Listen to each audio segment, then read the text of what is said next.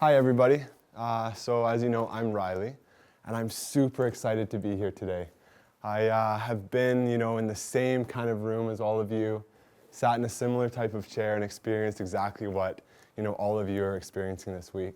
So back about just under 6 years ago, it was May of 2009, and in May of 2009, that's when I had a major shoulder surgery. And about 3 weeks after that, while I was still in a sling, I was bit by a tick and didn't know it at the time, but contracted Lyme disease from that tick. He started to get very, very dramatic symptoms that just took him down almost overnight. So he started with pretty severe flu-like symptoms is what we thought was happening, but it was a strange constellation of symptoms. Nobody could quite figure out why this healthy, thriving athlete high school student was deteriorating with so many symptoms. And those included gut problems and pain and just debilitating weakness. And then just all sorts of weird stuff. He was suddenly very, very anxious about his environment. He was developing really severe digestive issues, was having trouble eating certain foods that had always been fine. He had constant pain, constant headaches, severe fatigue. So strange symptoms like his heart rate would plummet, and then he'd stand up and it would go over the top, dangerously high. His blood pressure was low. He was losing massive amounts of weight. And I remember in those days of facial paralysis feeling as though, every muscle, all of the hundreds of muscles in my face were attached to a string, and each one of those strings was attached to a different corner in the room. And it was like some wicked puppeteer was on the end of the strings, pulling the string, and I would just lie in bed, twitching. My mouth looked like my face was as swollen as a blowerfish, unrecognizable. So he was no longer able to feed himself. He was so weak he couldn't walk. He whispered to me one day, "Mom, I know I'm supposed to be able to move one leg in front of the other to walk. One problem is I'm so weak I don't feel like I can even lift my leg to take one step. And the other issue is I feel like my brain's not communicating to my body. I feel like I'm trying to tell myself what I've always done involuntarily. Like we all know how to walk, you just put one foot in front of the other." And I remember him saying to me, "I feel like my brain and my body are no longer communicating." What we realize now is the infection from the Lyme disease had invaded his brain and was impacting so many symptoms, not just physically, but neurologically. I became sensitive to everything. I was sensitive to light, to touch, to sound.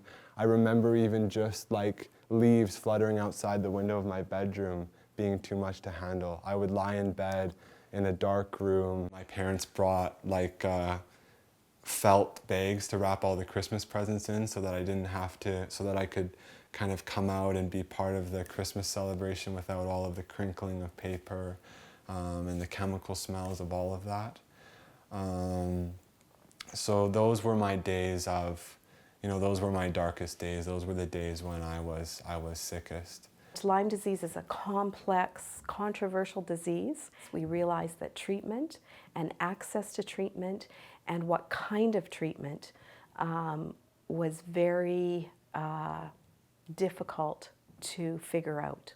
I went to specialists all over. I went to naturopaths, I went to chiropractors, medical doctors, neurological specialists, all sorts of people. I took IV antibiotics. I took tons and tons of detox therapies, natural medicine, homeopathic stuff, and all of that helped me a lot. We landed on some excellent medical practitioners, and what was so amazing is he would make little bits of progress, and some of his symptoms would subside ever so slightly, like minusculely, but they were there. So we held on to hope that he could heal. and seeing an incredible doctor in Kansas who, you know, got rid of facial paralysis and all sorts of neurological stuff, helped me to walk again, got me out of a wheelchair.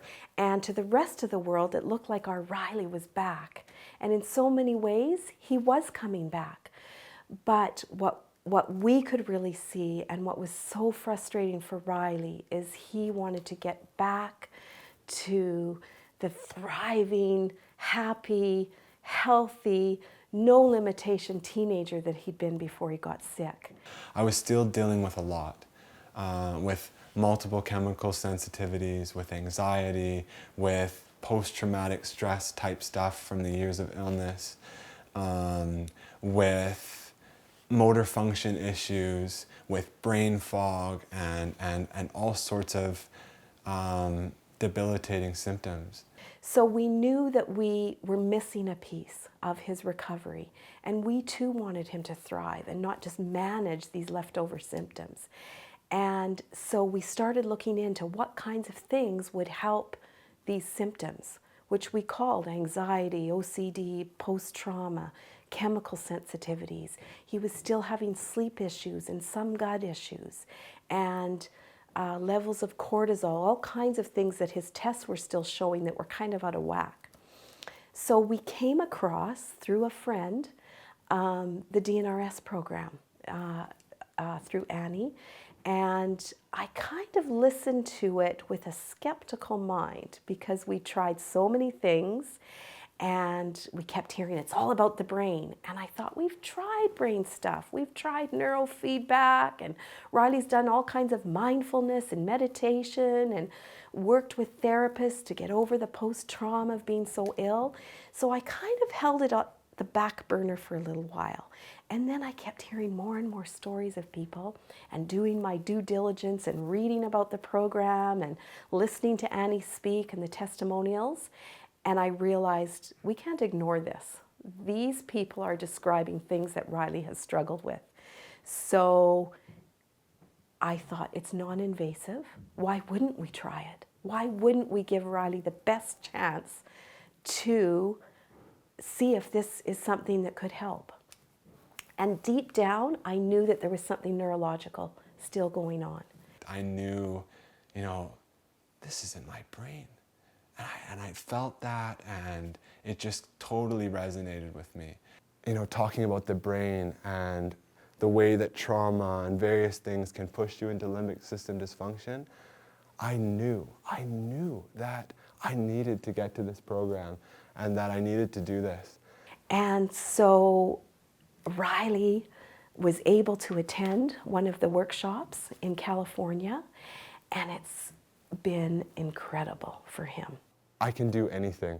Like, I am living the life of a 20-year-old. I am healthy and strong. Last year, I climbed a mountain, and that was like, I don't know, it was like 3 or 4 months after the program, and I had been like training and stuff, and I did like a 7-hour hike. You know, I'm back to high school. I got sick in grade 11, so I have, you know, 4 grade 12 courses left, and I'm doing those. By next year, I'm going to be at university. He has been able to shed those lingering symptoms that I've mentioned one by one, sometimes 10 at a time. And he's been doing the program for a little over 6 months now, about 8 months. And it's kind of like when you have too many clothes on and you're too hot and you start shedding layers. And that's what it's been like for Riley. He's shedding the layer of anxiety and shedding the layer of that hypervigilance. I'm working out like 3 times a week. Yesterday I ran at 10.5 miles an hour on the treadmill. I'm doing sprints. I'm training with a personal trainer. I'm playing hockey once a week, and now that it's winter, I'm playing hockey like 3 times a week, going out on the outdoor ice. I played golf in the summer. I have my driver's license. My eyes, I used to have terrible troubles with my eyes and eyesight. You know, that's why reading and all of those things were so difficult. And I have my driver's license now. I have a part-time job. At Christmas, I ate chocolate and, you know, all sorts of foods that I, you know, never thought I would eat again, or just only could dream of eating again. I went in one of the smelliest stores on earth, and any teenagers out there or parents with teenagers will know about it. It's Abercrombie and Fitch, and it's just, I did that just to see, like I knew, like I'm gonna be fine. So I walked in there knowing that it's a smelly store and could barely smell it. It just smelled good. He's no longer having to manage his environment to cope.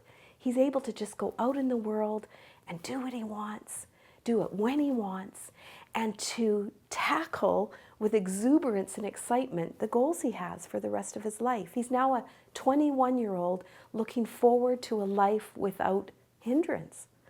And from where he's come, that's pretty incredible. It's pretty incredible.